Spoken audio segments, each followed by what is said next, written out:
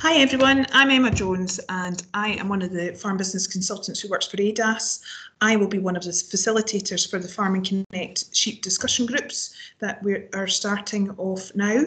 What I want to do is talk to you about benchmarking and using the Farming Connect Measure to Manage programme. So I'm going to share my screen with you now. So this is the Farming Connect Measure to Manage programme.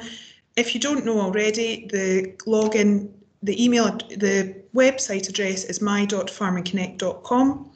When you get into the programme, you'll come up with this box, and what you'll need to do is put your email address in, which is registered with Farming Connect, and you should have been provided with a password to access the Measure to Manage programme, which you would type in there, which I will do now.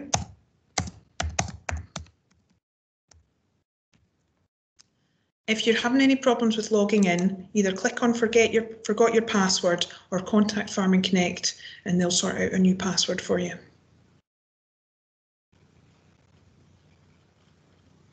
So that when you get through the login system, you come into your dashboard, and if you've put in your farm details already, that will all be here. To edit them and check that everything's correct, please click on the edit box there. And in there, we've got your trading name. Please put in your business trading name. The most important details of all are your CRN number. This will connect you with your discussion group.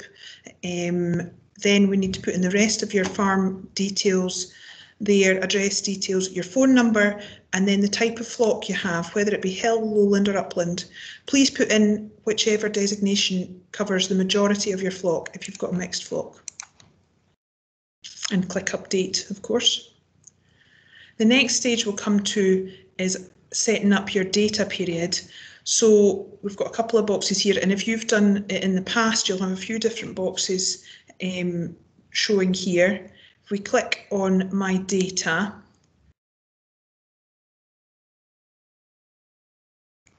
we go to this box here and we click on add new data set.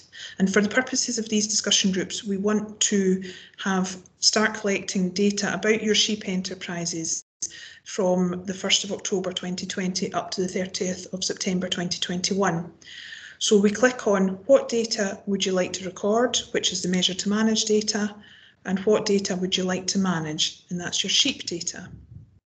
If you've got suckler cows and you would like to benchmark your suckler cows as well, click on the cattle data. So please remember the cattle in this designation is for a suckler cow herd.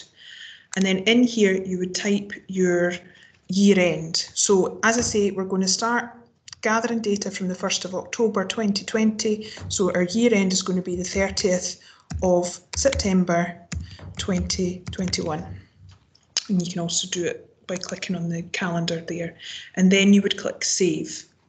Now I already have a data set for that period, so I'm just going to click back to my data again and click on that data set. Here it is here. So once you've set up the data set, it will appear. This is your 2020 to 2021 data set. It's only for sheep, and it finishes, the year end is the 30th of September 2021. Now we're going to start putting data into it. So we're going to click on View and Edit Data. And we'll go into your programme here. So first of all, we want to put your land data in, and that's as far as we're going to go today. I want to have your land data in by the next time we have our meeting. So if you've used the system before, you can just click on copy land data from the last data period. For me, it's 1920, so I can click on that, and that will pre-populate all these little boxes down here, so that we, and then you just need to double check that those figures are still correct for this year compared to the previous year. So save. Otherwise, you'll just fill in your figures in here. So you would fill in how much land you own, how much land you rent, including both long and short-term agreements, any area, forage area of common land, you would put that in there. Of the land you own or rent, how much of it is grass or permanent pasture, how much of it is unimproved grassland, how much is arable for a forage crop like whole crop, maize or root crops, how much of it is arable that's for a crop sold like barley or wheat, and then any woodland. So I'll show you, I'll click on the box to allow it to pre-populate my data. You'll get a little box that will pop up here. This will copy land data from 1920 and any data already entered will be lost. Are you sure you want to continue? Okay.